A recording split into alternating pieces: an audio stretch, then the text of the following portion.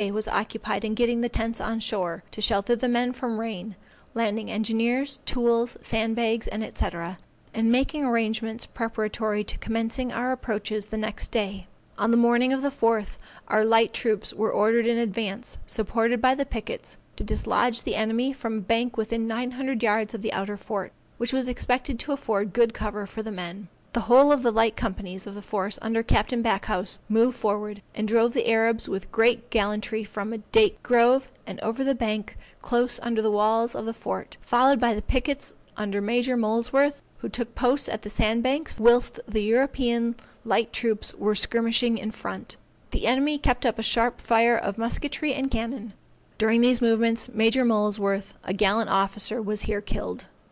The troops kept their position during the day, and in the night effected a lodgment within 300 yards of the southernmost tower, and erected a battery of 4 guns, together with a mortar battery. The weather having become rather unfavorable for the disembarkation of the stores required for the siege, but this important object being effected on the morning of the 6th, we were enabled to open 3 18-pounders on the fort. A couple of howitzers and 6-pounders were also placed in the battery on the right, which played on the defenses of the towers and nearly silenced the enemy's fire, who, during the whole of our progress, exhibited a considerable degree of resolution in withstanding and ingenuity in counteracting our attacks. Sallied out at 8 o'clock this evening along the whole front of our entrenchments, crept close up to the mortar battery without being perceived, and entered it over the parapet, after spearing the advance entries. The party which occupied it were obliged to retire,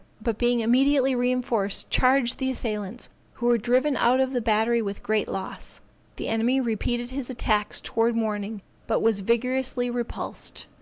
During the 7th, every exertion was made to land and bring up the remaining guns and mortars, which was accomplished during the night. They were immediately placed on the battery, together with 2 24-pounders, which were landed from the Liverpool,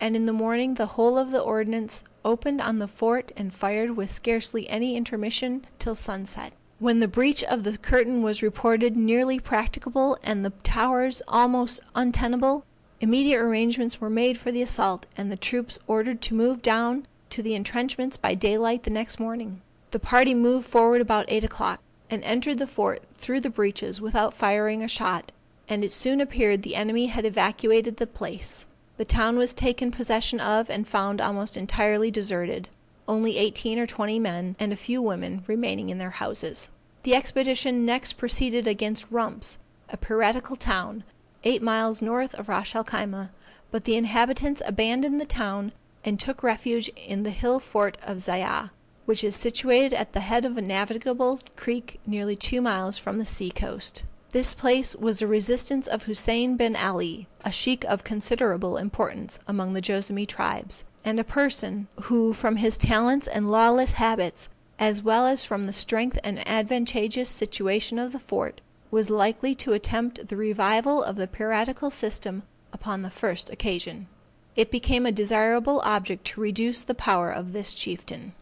On the 18th December the troops embarked at Ras el Khyma at daybreak in the boats of the fleet under command of Major Warren, with the 65th Regiment and the flank companies of the 1st and 2nd Regiment, and at noon arrived within 4 miles of their destination. This operation was attending with considerable difficulty and risk, owing to the heavy surf that beat on the shore, and which was the occasion of some loss of ammunition and of a few boats being upset and stove in. At 3:30 p.m., having refreshed the men, says Major Warren, we commenced our march, and fording the creek or backwater, took up our position at sunset, to the northeastward of the fort, the enemy firing at us as we passed,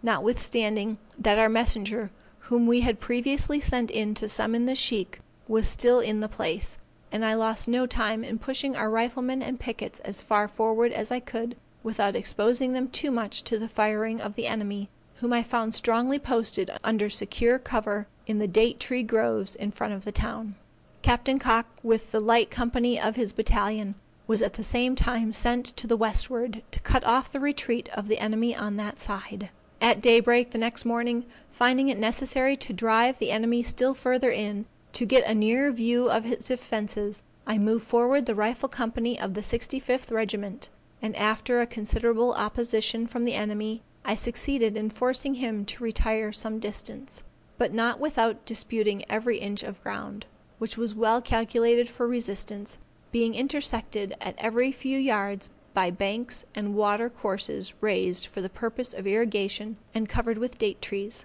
The next morning the riflemen, supported by the pickets, were again called into play, and soon established their position within 300 and 400 yards of the town, which was the base of the hill, was so completely surrounded as to render the escape of any of the garrison now almost impossible. This advantage was gained by a severe loss, 2 24-pounders and the 2 12s, the landing of which had been retarded by the difficulty of communication with the fleet from which we derived all our supplies. Having been now brought on shore, we broke ground in the evening, and notwithstanding the rocky soil, had them to play next morning at daylight. Aware, however, that the families of the enemy were still in the town, and humanity dictating that some effort should be made to save the innocent from the fate that awaited the guilty, an opportunity was afforded for that purpose by an offer to the garrison of security to their women and children, should they be sent out within the hour. But the infatuated chief, either from an idea that his fort on the hill was not to be reached by our shot, or with the vain hope to gain time by procrastination, returning no answer to our communication, while he detained our messenger, we opened our fire at 8:30 in the morning, and such was the precision of the practice that in 2 hours we perceived the breach would soon be practicable. I was in the act of ordering the assault when a white flag was displayed, and the enemy, after some little delay in assembling from the different quarters of the place, marched out without their arms, with Hussein bin Ali at their head, to the number of 398, and at 1:30 p.m. the British flags were hoisted on the hill fort and at the Sheikh's house. The women and children, to the number of 400, were at the same time collected together in a place of security, and sent on board the fleet, together with the men. The service has been short but arduous. The enemy defended themselves with great obstinacy and ability worthy of a better cause. From 2 prisoners retaken from the Joassamees, they learnt that the plunder is made a general stock, and distributed by the chief, but in what proportions the deponents cannot say. Water is generally very scarce. There is a quantity of fish caught on the bank, upon which and dates they live. There were a few horses, camels, cows, sheep, and goats,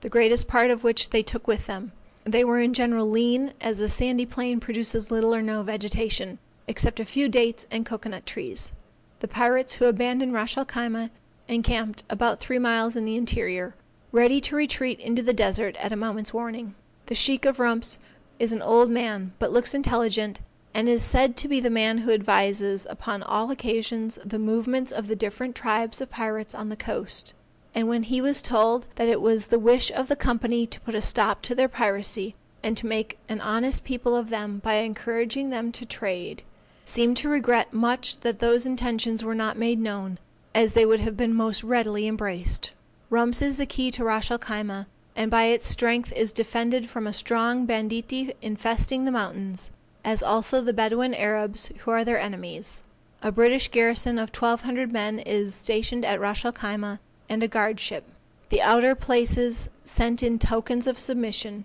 as driven out of their fortresses on the margin of the sea, they had to contend with the interior hostile tribes.